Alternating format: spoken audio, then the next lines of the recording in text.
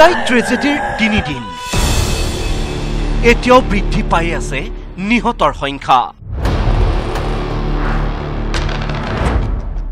যোৰহাট চিকিৎসা মহাবিদ্যালয়ত ভৰ্তি হৈয়ে আছে চুলাই সেৱন কৰি আক্ৰান্ত হোৱা লোক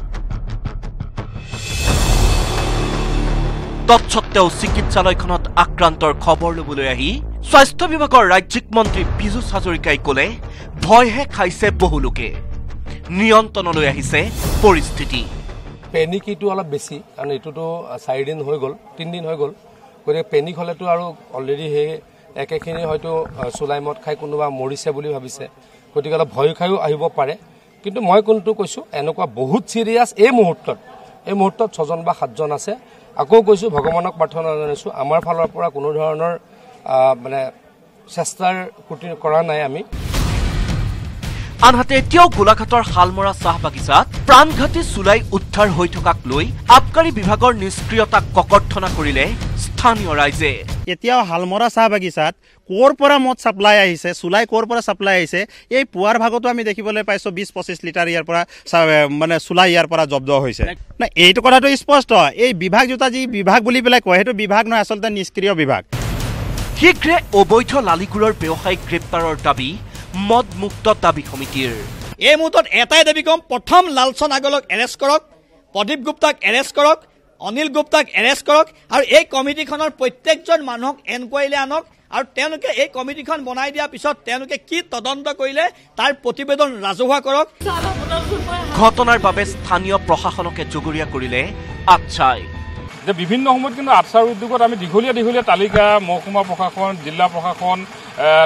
আৰক্ষী থানাত আমি এফআইআৰ পৰ্যন্ত লজ কৰিছো কিন্তু খুব দুৰ্ভাগ্যৰ কথা এই গোটেই বিষয়টো যদি আপুনি চাই মানে যেতিয়া আচলতে এজন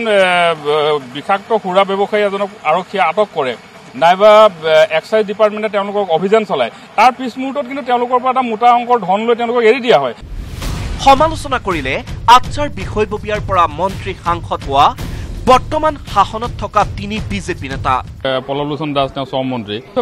কামাখ্যা প্ৰসাদ তাছা ৰামেশ্বৰ তেলী তেওঁলোক আচলতে দুইজনে ব্যৰ্থ সাংসদ তেওঁলোকে একোৱেই কৰিব নোৱাৰে প্লেণ্টেশ্যন লেবাৰ এক্টৰ এমেণ্ডমেণ্টৰ প্ৰয়োজন আছিল ঠিক তেনেভাৱে বাগিচা অঞ্চলত বিভিন্ন ধৰণৰ সমস্যা যিবিলাক সমাধান কৰিবৰ কাৰণে তেওঁলোকে কেন্দ্ৰীয় চৰকাৰক হেঁচা প্ৰয়োগ কৰিব পৰাকৈ তেওঁলোকৰ ক্ষমতা আছিল দুইজন মানুহৰে ইমান দিনে তেওঁলোকে ৰাজপথত আন্দোলন কৰিছিল এইবিলাক কথাক লৈ তেওঁলোকে ক্ষমতা পালে 5টা বছৰ তেওঁলোকে সাংসদ হৈ থাকিলে তাৰপিছতো সামান্যভাৱেও তেওঁলোকে একো কৰিব নোৱাৰিলে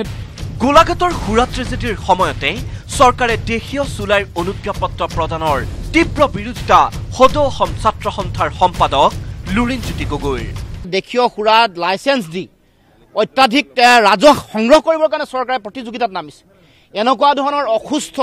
এখন সভ্য সমাজত সংস্কৃতিবান সমাজত এনেকুৱা এখন চৰকাৰে এনেকুৱা ধৰণৰ প্ৰতিযোগিতাৰ পৰা তেওঁলোক যাতে বিৰত থাকে আৰু এই ঘটনাত বিশেষকৈ যিসকল দুখী ব্যক্তি তদন্তৰ আওতালে আনি তেওঁলোকক দৃষ্টান্তমূলকভাৱে শাস্তি দিয়াৰ ব্যৱস্থা গ্ৰহণ কৰিব লাগে আনহাতে গোলাঘাট সুৰা ট্ৰেজেডিৰ বাবে শোক প্ৰকাশ কৰি চৰকাৰক তদন্ত কৰি দোষীক শাস্তি দিয়াৰ আহ্বান জনালে সমাজ কল্যাণ মন্ত্ৰী প্ৰমীলা ৰাণী ব্ৰহ্মই অতি শোকাবহ দুৰ্ঘটনা হয় কি কাৰণত এইটো ঘটিছে সেইটো আমাৰ চৰকাৰৰ তৰফৰ পৰা সেইটো তদন্ত কৰা অতি প্ৰয়োজন bureau report news 18 Assam north east